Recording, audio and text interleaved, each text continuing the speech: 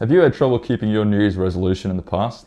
In this video, I'm going to equip you with successful and useful tools in order to assist you in bulletproofing your New Year's resolution.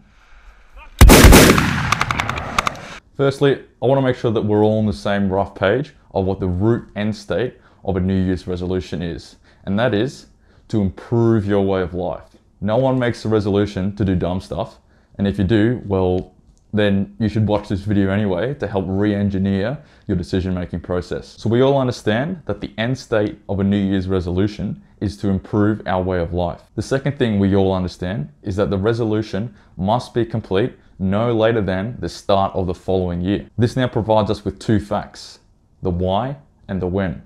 All we need now is the what and the how. The where isn't so important unless it's specific to your resolution, so I'll just leave that out for now. Now, before we get into the what and the how, I want to share with you two main common faults as to why New Year's resolutions end up not being satisfied. Number one is that the goal is not clear and is far too broad. People will often state a wide goal such as be healthier, get fitter, be rich, or just be happy. These are great resolutions to have, however, they're just far too broad and they leave the path far too blurry. We'll come back to that in a moment.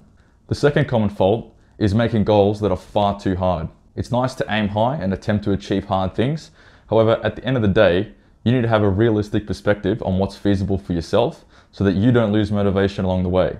It's more beneficial to acquire small wins and gain momentum over a longer period so that you can train a habit that will become part of your lifestyle. I'll elaborate a little more on that shortly too. So now we know why we have a resolution, when it needs to be completed by, and now we also know two common faults as to why the what doesn't come to fruition. So now we come into the mitigation phase of planning in order to make our what successful. So we know that people make unclear and too broad goals or the goals are far too hard. Easy, but how do we get around that? I'm going to show you a method that is similar to a method we use in defense called the time appreciation. For this example, I'm going to use be fitter as a New Year's resolution example. So let's add in what we know. The when being the 1st of January 2019 to 1st of January 2020. The what? Be fitter. The why? Improve my way of life. Now we need to clear up and define what be fitter actually entails. As I've stated in previous videos, everyone will have their own interpretation of what fit is. However, as a guide, we'll use being able to run 10 kilometers and do 100 push-ups. When you make this decision to clear up your initial resolution, this is when you should analyze your what and make sure it's not too hard. That is, don't say you want to be able to run 100 kilometers non-stop and do 1,000,000 push-ups. I mean, that would be pretty cool, but you're setting yourself up for failure. All right, let's add in halfway checkpoint to make sure you're on track, being the 1st of July 2019. Then we'll break that down again into halves, being the 1st of April 2019 and the 1st of October 2019.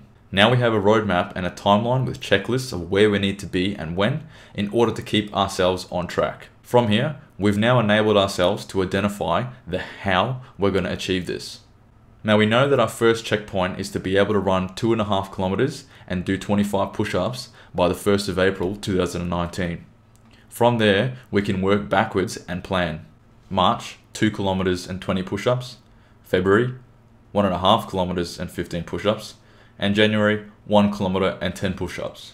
So from here, we can see that in January, we need to be running 1 kilometer and doing 10 push-ups. It's up to you how you break that down. However, something along the lines of running 1 kilometer and doing 10 push-ups twice a week for the 4 weeks of January will get you to the next milestone in February. Continuing along with this trend over the months will keep you on track for your next milestones, ultimately completing your New Year's resolution.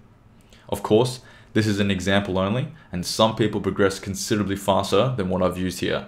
So if you need guidance, jump on over to my workouts and programs listed in the links below and have a gander to see if anything strikes your interest. Now, some of you might be asking, what if my resolution is something different, like quitting smoking? Well, I'll show you this same method again. We add in the what, the why, and then the when. What we need to analyze here is how many are you smoking at the moment and how many would you like to be smoking to complete your resolution. For this, we'll say you're smoking a pack a day, an average of 30 darts. For the non-Aussies out there, that's 30 cigarettes. And by the end, you want to be smoking 0. So let's plan it the same way again. Halfway, 15 darts. Quarter way, 23 darts. And 3/4 way, 8 darts. Break it down into the first milestone working backwards. April, 23, March, 26, February, 28. Now you know that for the month of January, continue along with your 30 a day, then in February, downsize to 28 a day, and so forth. Once again, some people progress faster than others, so individual experiences may vary, and this is only an example. A hot tip for young players is that if at any time you feel like you're going off track, you need to remind yourself of your why. If you haven't got a detailed why, we all know that the root end state of completing a New Year's resolution is to improve your way of life. So remember that whatever it is that you have set yourself out to do, ultimately, it is to improve your way of life. So just to recap the steps, number 1, identify the when, that is, the 1st of January to the 1st of January, or your specific requirement date. Number 2, identify the what and make sure it's not out of scope or blurry. That is, be fitter actually means being able to run 10 kilometers and do 100 push-ups. Number 3, identify the why. That is, ultimately, improving your way of life. Number 4, construct the how based on all the known variables. That is, plan backwards between the start and end date. By making these small changes over a longer period, you are building a lasting habit rather than conducting a radical change. And finally, number 5, if you get off track, remind yourself of your why.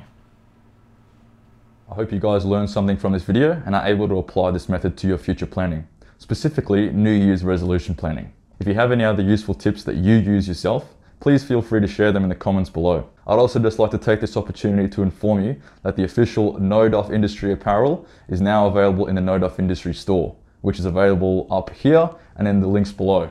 As always, team, teach yourself to learn, stay fit, be good, and I'll see you all next time. Cheers.